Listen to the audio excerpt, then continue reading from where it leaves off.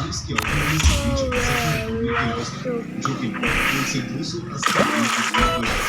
इसलिए वहाँ साइबेरिया के सबसे उत्तर पूर्व में स्थित इसकी बाकी की दुनिया से बहुत अलग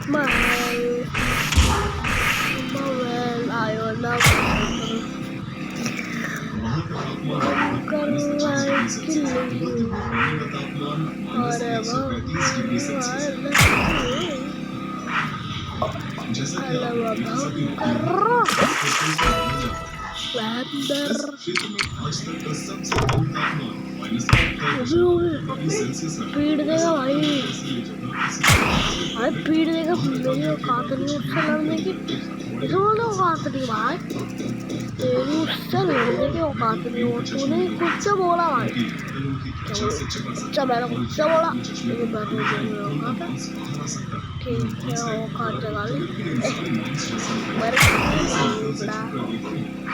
देखा जिसके पास है वो के पास है ना वो मर गया, घर मर गया, जाके अपनी जान गए। बात ये है कि शहर के नीचे मोटी बर्फ की परत जमी हुई है।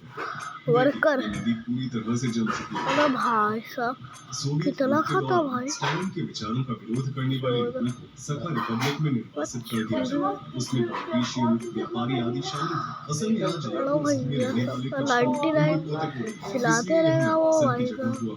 आज इस शहर में लोग एक आम जीवन जी रहे हैं। तो सोना बर्गर आइस हेल कह सकते हैं। हमें एक स्टैक से जाना है चाहे हम जो कुछ तो 9000 स्टैक से पर्याप्त नहीं।